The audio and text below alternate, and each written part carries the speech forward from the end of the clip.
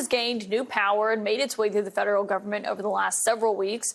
This comes as scores of people, we are now learning, are losing their jobs at federal agencies, with employees at the Department of Education, the Consumer Financial Protection Bureau, and the Small Business Administration going from being on paid leave to just being flat out fired.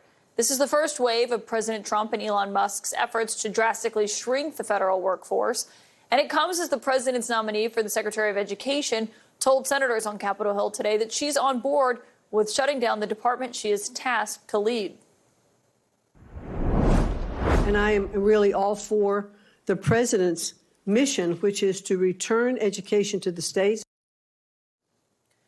My source tonight, Florida Democratic Congressman Maxwell Frost. And it's great to have you here, Congressman, because we're just listening to Linda McMahon there. But on this effort overall on reducing the size of the federal government, we've seen the courts slow down parts of it, then reinstate it and allow it to move forward.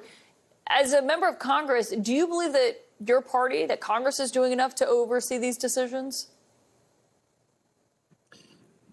No, I think we need to be doing a lot more oversight in terms of what DOGE is doing. And that's part of the reason that a lot of my Democratic colleagues and I actually had to go to a lot of these institutions and departments over the past week. We've been to USAID, we've been to Department of Education, Department of Treasury, because as we reach out to the administration, what we're getting back is crickets.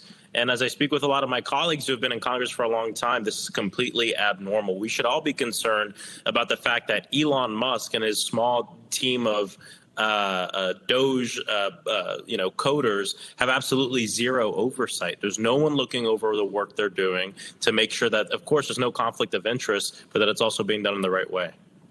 So what needs to be done differently? Because we've seen you yourself have gone in front of some of these departments and agencies, as you've noted there. But I mean, that hasn't really slowed Elon Musk down much, if at all.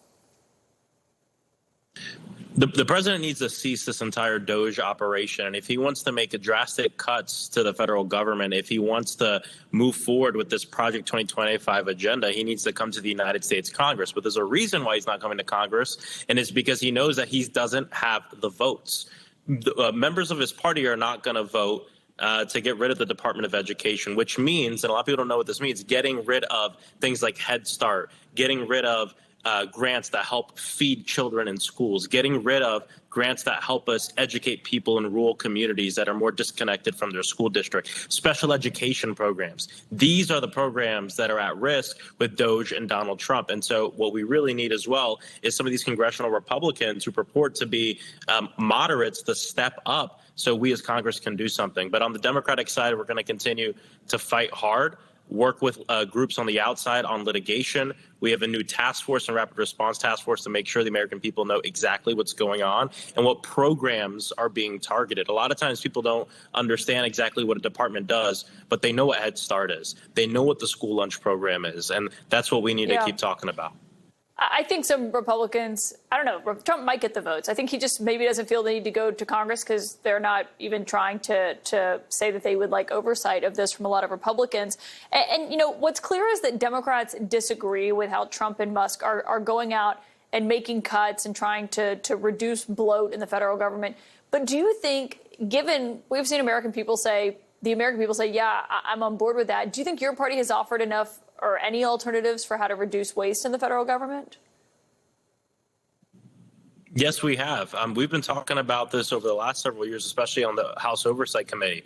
But there's a way that you do it. We're all about efficiency. We all want to make sure government is efficient. I've spoken about this personally, the fact that we need to innovate and modernize a lot of our systems in government. But the way he's doing this is not the right way. What he's looking to do is not make government more efficient for America. He's looking to come in with Elon Musk and do this corporate slash and burn technique, which doesn't work and which will make our country less safe. And the other thing I want to say is on the Oversight Committee about a week ago, we had Governor Reynolds from Iowa in. They brought her in to pump up this whole DOGE Trump effort because apparently she did a government efficiency effort in Iowa. During the whole time, there's two things she kept talking about. The fact that she went to her legislature and passed legislation to make the biggest changes. And the second part, which I thought was interesting, is she was so excited and proud to talk about the fact that she didn't have to fire a single person to make that government more efficient. So every case study, even with Republicans at the state level, shows us that this is being done in the wrong way. And I believe, and many of us believe, that it's being set up to make our government less responsive to a lot of the corporate price fixing, to make sure that we slash the parts of the IRS that focus on tax cheats and different things like that. And it's the same game of the rich getting richer and the poor getting poorer. In terms of who's being the face of this for your party, do you think that your party has chosen the right people? I mean, there has been some criticism and mocking of who's been out there protesting and being the voice here. Well, we're all elected members of Congress, right? Something I always tell people, we all represent the same amount of people, and we're all leaders in this fight. So for me, it's less about what specific leaders have been chosen, specific positions in the caucus, more the fact that we all have a duty to fight on behalf of our constituents. And like I've been telling people, get caught fighting, because this is something that people are very concerned about. This is our democracy, and they're programs that we have fought for generations to make sure that we can all be safe, that people with special education are able to go get that people in rural communities have the education they deserve. All these programs are at risk right now because an unelected billionaire has been given unfettered access to the government with absolutely zero accountability. Congressman Maxwell Frost, keep us updated on your